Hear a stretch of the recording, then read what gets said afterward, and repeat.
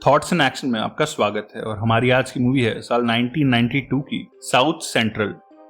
ये movie 90s में फैलते गैंग कल्चर, जेल की लाइफ और बच्चों पे इन सब का इफेक्ट दिखाती है, जिससे स्कूल जाने की उम्र वाले बच्चे भी क्राइम की लाइफ में डीपली इन्वॉल्व होकर अपना फ्यूचर खराब करने लगते हैं। तो चलिए चलते हैं सीधे अपनी आज की वीडियो की तरफ। और अगर आपको इस तरह का कंटेंट पसंद है तो प्लीज इस चैनल को अभी सब्सक्राइब कर लें। तो ये कहानी शुरू होती है साल 1982 में अमेरिका के लॉस एंजलिस शहर से, जहां हम 17 साल के बॉबी जॉनसन को देखते हैं, जो आज 10 महीनों के बाद जुवेनाइल होम से छूटा है और उससे बाहर उसके गैंग के कुछ लोग लेने आए हैं। बॉबी साउथ लॉस एंजलिस के ड्यूस गैंग का पार्ट है और उसके तीनों फ्रेंड्स हैं रे, लोको और बियर। बॉबी एक इररिस्पॉन्सिबल और फियरलेस लड़का है जो लॉ की बिल्कुल रिस्पेक्ट नहीं करता और वहां से जाने से पहले ये एक पुलिस वाले के मुंह पे बियर फेंक देता है, जिसके इस एक्शन से इसके तीनों दोस्त बेहद खुश होते हैं। अपने घर आके बॉबी अपनी गर्लफ्रेंड कैरल से मिलता है, जिसके मुंह से पीसीपी की बदबू आ रही होती है, जो एक स्ट्रॉन्ग और हेलुसिनेटेड ड्रग होता है और बॉबी उसे वो ड्रग लेने के लिए गुस्सा करता है। तभी उनके ऊपर के अपार्टमेंट से एक ड्रग डीलर जीनी और फ्लैम्प उन्हें दिखाई देता है और रे बॉबी से कहता है कि यही आदमी इस एरिया में ड्रग्स बेचता है और कैरल को भी इसी ने ड्रग्स की आदत लगाई है। लैम्प बॉबी को भी इंसल्ट करता है और ये चारों उस पर अटैक करने का सोचते हैं, पर लैम्प के बॉडीगार्ड के पास एक रिवॉल्वर होती है और हथियार देख के ये सभी पीछे हट जाते हैं। सबके जाने के बाद बॉबी अपने अपार्टमेंट में जाके कैरल से मिलता है, जिसके हाथ में उनका 10 महीने का बेटा जिमी होता है और जिमी से मिलके बॉबी बेहद खुश होता है। वो कैरल को ड्रग्स और लैम्प जैसे लोगों से दूर रहने को बोलता है, जिस बात पे कैरल उससे लड़ने लगती है और कहती है कि इस बच्चे को पालने में बॉबी का कोई कंट्रीब्यूशन नहीं है और वो एक पैसा भी अर्न नहीं करता। कैरल और जिमी के साथ पूरा दिन बिताने के बाद बॉबी अच्छा फील करता है और उन दोनों को फाइनेंशियली सपोर्ट करने के बारे में सोचने लगता है। अगले दिन बॉबी रे की ऑर्गेनाइज करी हुई एक मीटिंग में जाता है, जिसमें बियर और लोको समेत ड्यूस गैंग के कई मेंबर्स आते हैं। रे कहता है कि हमें लैम्प जैसे लोगों को अपने एरिया से निकालना होगा, वरना ये हमारी सारी कम्युनिटी को नशेड़ी बना देंगे। वो कहता है कि हम भले ही लैम्प के गैंग से एज में कम हो, पर हम सब नंबर्स में उनसे कहीं ज्यादा हैं और साथ मिलके हम उन पे भारी पड़ सकते हैं। लैम्प को भी इसका अंदाजा होता है कि बॉबी के बाहर आने के बाद ड्यूस गैंग पावरफुल हो गया है और उस पर कोई अटैक प्लान कर सकता है, इसीलिए वो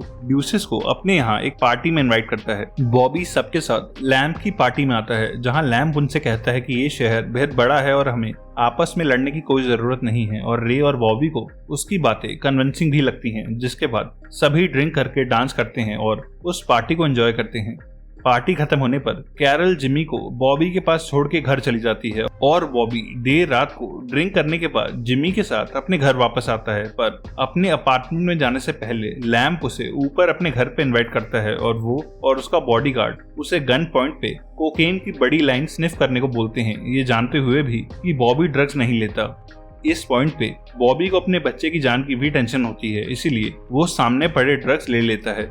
लैम्प का प्लान बॉबी को भी उसकी गर्लफ्रेंड की तरह एक ड्रग एडिक्ट बना के ड्यूस गैंग को वीक करने का होता है और बॉबी ड्रग्स लेके फ्रीज हो जाता है और लैम्प और उसका बॉडीगार्ड उसे वहीं छोड़ के चले जाते हैं।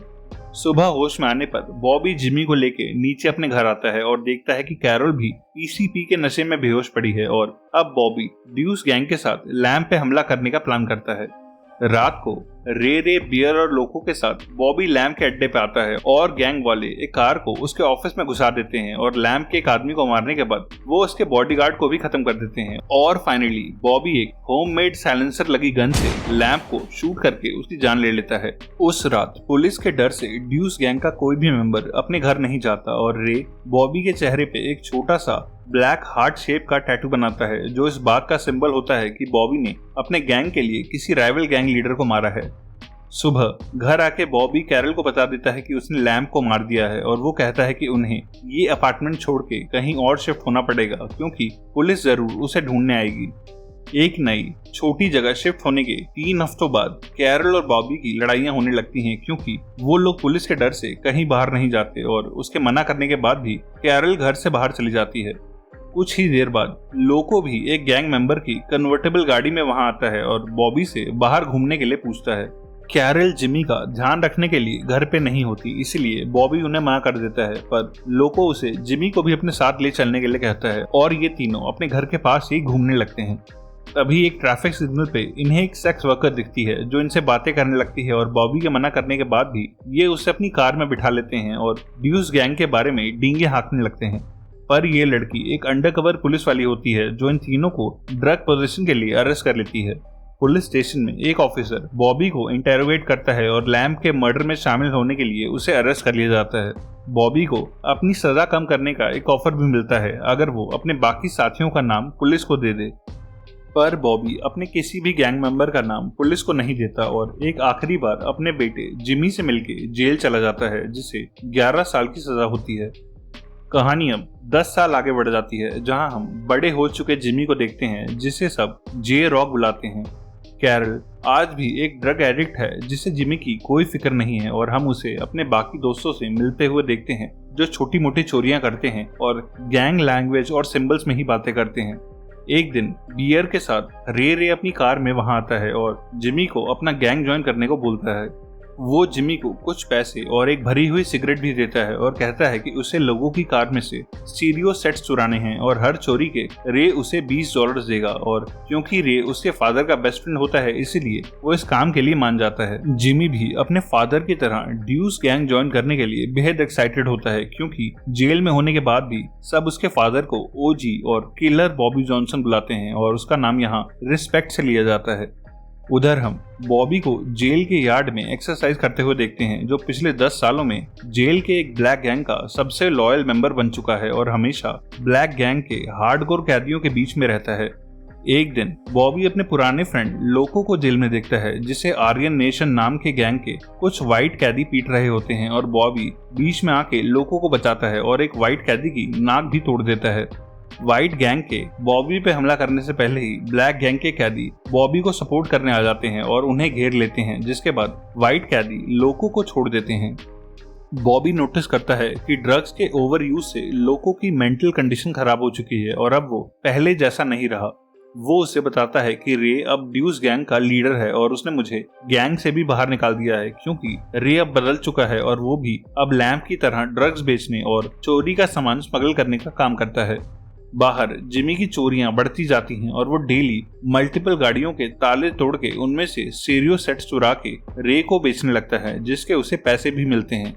जेल में एक्सरसाइज करते हुए लोको बॉबी को बाहर की न्यूज देने लगता है और वो उससे कहता है कि रे छोटे बच्चों से रॉबरीज करवाता है और तेरा बेटा जिमी भी उसके कहने पर एक रॉबर बन चुका है। जो सुन के बॉबी को बेहद गुस्सा आता है क्योंकि बॉबी को लगा था कि रे और गैंग के लोग उसके सैक्रिफाइस को समझेंगे और उसके पीछे से उसके बेटे और कैरल का ध्यान रखेंगे, पर वो इतनी कम उम्र में भी उसके बेटे से चोरियां करवा रहे हैं।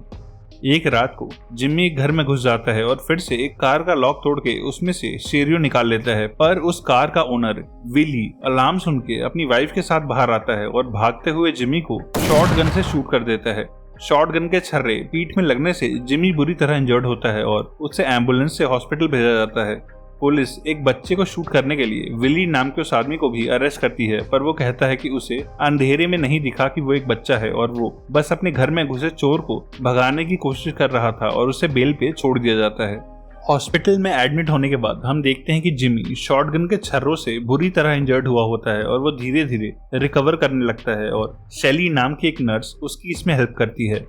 पहले जिमी की चोरी और अब शूटिंग की न्यूज से बॉबी जेल में अनकंफर्टेबल होने लगता है और वो ब्लैक गैंग के साथ भी रहना छोड़ देता है और जेल के ब्लैक मुस्लिम लोगों के एरिया में बैठने लगता है जो लड़ाई झगड़ों से दूर शांति में रहते हैं। उसके गैंग वाले भी उसे समझाते हैं, पर वो अपने गैंग से कहता है कि इसी गैंगबाजी की लाइफ की वजह से मैं सालों से जेल में हूँ और आज मेरा बेटा भी एक हॉस्पिटल में पड़ा है और मैं अब किसी गैंग का पार्ट नहीं रहना चाहता। जब व्हाइट गैंग्स को पता चलता है कि बॉबी अकेला है, तब वो लोग उसे लड़ाई के लिए प्रोवोक करने लगते हैं ताकि वो सब बॉबी पे एक साथ अटैक कर सकें। जेल के डाइनिंग एरिया में आर्यंस का एक मेंबर बॉबी का खाना गिरा देता है और बॉबी सबके सामने खाने की प्लेट से उसका चेहरा बिगाड़ देता है, जिसकी वजह से गार्ड उसे एक हफ्ते के लिए उठा के सॉलिटरी में फेंक देते हैं। उधर हम जिमी को देखते हैं जो हॉस्पिटल में रिकवर हो रहा होता है और नर्स शेली उसे वार्ड के दूसरे बच्चों से दोस्ती करने और उनके साथ टेबल टेनिस खेलने के लिए एनकरेज करती है। जेल में सॉलिटरी से बाहर आने के बाद बॉबी को एक नया जेल का सेल दिया जाता है जहां उसे अली नाम का सेलमेट मिलता है। अगले ही दिन आर्यन नेशन के वाइट कैदी रोल कॉल के बाद बॉबी को खींच के एक कोठरी में ले जाते हैं और उसे पीटने लगते हैं, ये जानते हुए कि अब ब्लैक गैंग के लोग उसे बचाने नहीं आएंगे। पर तभी अली अपने साथियों के साथ उनके बीच में आ जाता है। व्हाइट गैंग वाले कहते हैं कि बॉबी ने उनके साथी पे 2 बार हाथ उठाया है, इसीलिए उन्हें अपना बदला तो चाहिए। पर अली भी सालों से इसी जेल में होता है और वो जेल की करेंसी यानी सिगरेट्स उन्हें ऑफर करता है और व्हाइट गैंग वाले उनसे सिगरेट के 50 कार्टन्स मांगते हैं और अली के ग्रुप वाले उन्हें बॉबी का पीछा छोड़ने के लिए 50 सिगरेट के बॉक्सेस दे देते हैं और बॉबी को सेफली वहां से ले जाते हैं। बॉबी अली से अपनी हेल्प करने के लिए थैंक्स कहता है और अली उसकी पूरी कहानी जानने के बाद उससे अपने गुस्से पे कंट्रोल रखने के लिए बोलता है ताकि वो जेल से बाहर जाके अपने बेटे से मिल सके। बॉबी को अली की बातें लेक्चर लगने लगती हैं, पर वो उससे कहता है कि मैंने अपने बेटे पे ध्यान नहीं दिया था और मेरा 13 साल का बेटा अपने दोस्तों के साथ एक दिन घर छोड़ के एक ड्रग गैंग का हिस्सा बन गया था और उसी के उम्र के कुछ बच्चों ने एक दिन पैसों के लिए मेरे बेटे का मर्डर कर दिया। मैंने उन दोनों लड़कों को ढूंढ के जान से मार दिया और अपना बदला पूरा किया और इसी वजह से मुझे उम्र कैद की सजा हुई है और अब मैं इसी जेल में मरूंगा। वो बॉबी से कहता है कि तू लकी है कि बाहर तेरा बेटा है और तुझे ये क्राइम की साइकिल तोड़नी पड़ेगी, क्योंकि ऐसा जरूरी नहीं कि गैंगस्टर का बेटा भी गैंगस्टर ही बनेगा। कुछ दिनों के बाद हम देखते हैं कि हॉस्पिटल में अब जिमी पूरी तरह से ठीक हो चुका है और एक सोशल वर्कर और पुलिस ऑफिसर के साथ उसे जुवेनाइल होम भेज दिया जाता है, क्योंकि उसका फादर जेल में है और माँ कैरल एक ड्रग एडिक्ट है जिसे जिमी की कस्टडी नहीं दी जा सकती। और जिमी वहां से जाने से पहले नर्स शैली से गले मिलता है, क्योंकि उसने 2 महीनों तक जिमी का अपने बच्चे की तरह ध्यान रखा। जुवेनाइल होम जाने पर वहां के बच्चे जिमी की रैगिंग करने का सोचते हैं, पर जिमी उन्हें याद दिलाता है कि वो ड्यूस गैंग से है और कोई भी उसे तंग नहीं करता। जेल में बॉबी अब अली के साथ रहने लगता है और लाइब्रेरी जाके बुक्स भी पढ़ता है, जिससे उसे क्राइम की दुनिया से हट के भी कुछ नॉलेज मिलती है और व्हाइट गैंग के उसे तंग करने पर भी वो अपने गुस्से को कंट्रोल में रखता है और किसी भी तरह की लड़ाई में एंगेज नहीं होता।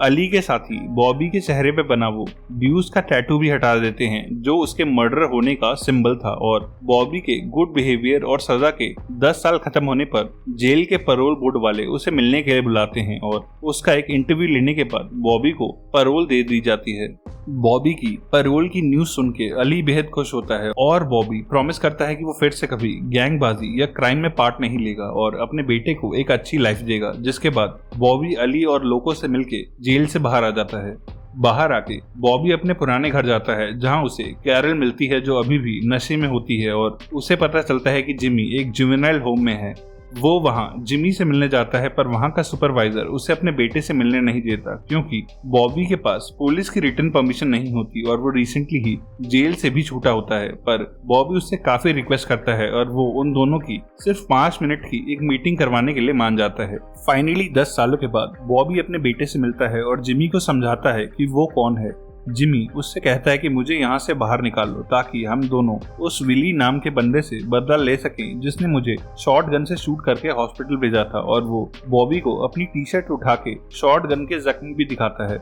बॉबी जिमी की लैंग्वेज सुन के समझ जाता है कि वो किसी गैंगस्टर की तरह बातें कर रहा है और वो उससे कहता है कि उस आदमी ने तुझे शूट करके गलत किया, पर किसी की जान लेना और गलत है। जो सुन के बिल्ली काफी डिसअपॉइंट होता है और कहता है कि अगर तू एक सच्चा ड्यूस मेंबर और मेरा असली फादर होता तो तू अपने बेटे का बदला जरूर लेता, पर तू तो फट्टू निकला। और जिमी अपने रूम में वापस चला जाता है। अपने घर वापस आके बॉबी कैरल से मिलता है, जो होश में आने के बाद उससे गले मिलकर रोती है और बॉबी उसे इतने सालों तक जिमी को अकेले पालने के लिए थैंक्स कहता है। अगले दिन 2 पुलिस वाले जिमी को ढूंढते हुए बॉबी के घर आते हैं और उसे बताते हैं कि जिमी कल रात को जुवेनाइल होम से भाग गया है। जिनके वहां से जाने के बाद बॉबी कार लेके उसे सब जगह ढूंढने लगता है। कई लोगों से पूछने के बाद भी बॉबी को जिमी की कोई इन्फॉर्मेशन नहीं मिलती, जिसके बाद वो जिमी के 3 दोस्तों के पास जाता है और गैंग की स्लैंग लैंग्वेज में अपना इंट्रोडक्शन देता है, जो सुन के वो बच्चे खुश हो जाते हैं, क्योंकि उन्होंने ड्यूस के लोगों से ओजी और किलर बॉबी जॉनसन के बारे में कई कहानियां सुनी हैं, जिसपे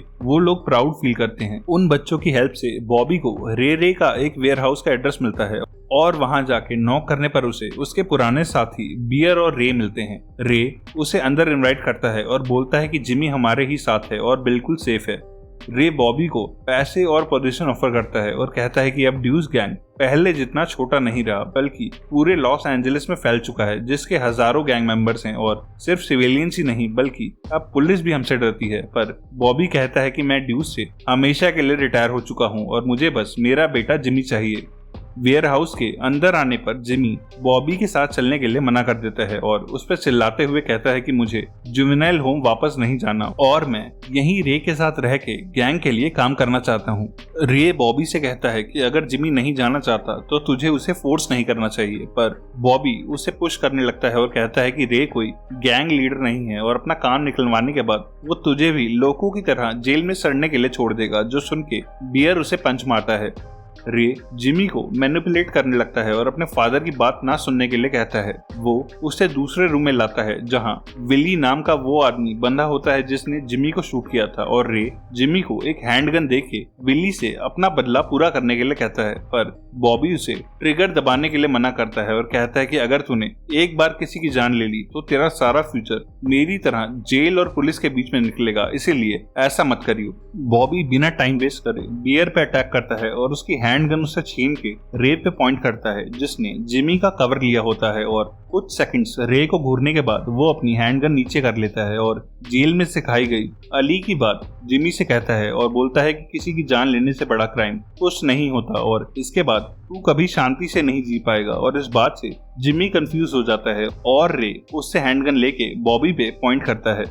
बॉबी रे से कहता है कि मैं अपने बेटे के फ्यूचर के लिए अभी तेरी गोली से मरने को तैयार हूँ, तू बस जिमी को जाने दे। और रे भी समझ जाता है कि बॉबी कितना सीरियस है और वो अपनी हैंडगन नीचे कर लेता है और जिमी को छोड़ देता है, जो बॉबी से गले मिलके रोने लगता है।